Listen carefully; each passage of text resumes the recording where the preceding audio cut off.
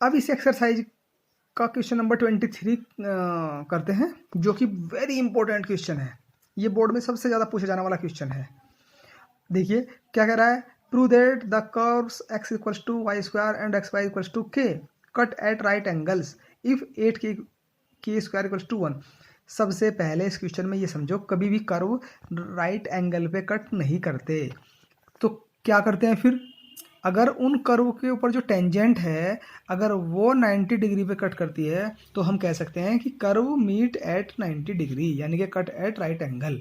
तो समझ गए क्या बोला मैंने, कर्व राइट एंगल पे कट नहीं करते, कर्व की टेंजेंट राइट एंगल पे कट करती है। अब बात करते हैं क्वेश्चन को करने की। चलिए, हमारे पास में दो कर्व हैं, एक तो ये कर्व है x equal to y square, एक है x Y equal to k. तो सबसे पहले तो इन दोनों कर्व का हमें पॉइंट ऑफ इंटरसेक्शन निकालना होगा। तो जब हम दोनों को सोल्व करेंगे, देखिए यहाँ पे क्या वैल्यू, एक्स की वैल्यू वाई स्क्वायर है, तो मैंने एक्स की वैल्यू वाई स्क्वायर यहाँ वाई स्क्वायर रख दिया, इसमें हमने एक्स की वैल्यू यहाँ से इस सेकंड कर्व में रखी, तो ये हो गया y cube is equal to k. तो जब y cube is equal to k होगा तो वाई इक्वल टू के की पावर 1/3 हो जाएगा। फिर ये वाली वैल्यू तुम दोबारा इसमें रख दो, तो ये एक्स की जब तुम रखोगे तो 2/3 हो जाएगा। यानी कि हमारा ये पॉइंट जो आया, दिस पॉइंट, ये पॉइंट आ गया हमारा पॉइंट ऑफ इंटरसेक्शन।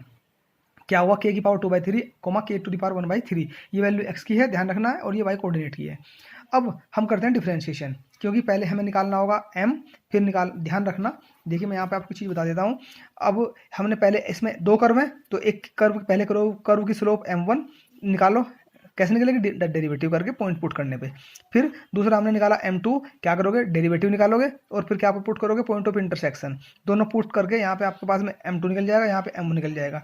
जब 90 डिग्री पे दोनों स्लोप कट कर रही हैं तो ये m1 into m2 equal to क्या हो जाएगा, -1। ध्यान रखना है, जब दोनों टेंजेंट या दो लाइन 90 डिग्री पे कट करती हैं तो उनकी स्लोप का प्रोडक्ट क्या होता है, -1। ये क्लास 11th में भी है, स्ट्रेट लाइन वाले चैप्टर में। चलिए, अब हमने यहाँ से m1 निकाला, देखिए हमने ये डेरिवेटिव किया y डैश, तो इसको मैंने m1 का नाम दे दिया पहले वाली को, तो ये निकल के आया, ये आया। अब इसके बाद में फिर सेकंड कर्व का करो, सेकंड कर्व है x Y equal to k, तो इसमें हमने किया इसका क्या रूल लगेगा, प्रोडक्ट रूल। ध्यान रखना है, क्योंकि x एंड y दो फंक्शन है, तो प्रोडक्ट रूल किया, तो y डैश की वैल्यू आई -y/x, और y की वैल्यू क्या है यहाँ पे, k की पावर 1/3, और x कोऑर्डिनेट क्या है, k की पावर 2/3। सोल्व करके आया -k की पावर -1/3।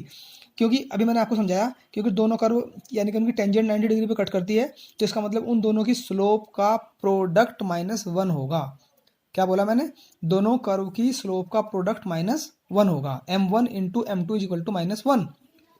जो हमने m1 आया था ये रखी, इंटू m2 रखा, और इज इक्वल टू -1। इस माइनस से माइनस कैंसिल हो जाएगा, ये माइनस से माइनस मैंने कैंसिल कर दिया। अब इस माइनस को नीचे ले गए तो k की पावर 2/3 हो गया, क्योंकि 1/3 ये रहा, 1/3 ये रहा, तो k की पावर 2/3 हो गया। अब हमने इसको उधर ले गए, तो 1 इज इक्वल टू 2 k की पावर 2/3। हमने दोनों साइड की क्यूब कर दिया, दोनों साइड का क्यूब करने में 1 का क्यूब 1 रहेगा, 2 का क्यूब 8 हो जाएगा, और k की पावर 2/3 का क्यूब करोगे, 3 से 3 कैंसिल हो जाएगा, बचेगा k²। तो 1 इज इक्वल टू 8k², ये प्रूफ करना था। Thank you. इस तरह ये एक्सरसाइज हमारी कंप्लीट होती है। अगर फिर भी कोई डाउट आता है तो यू कैन कॉल मी और you can message. Thank you.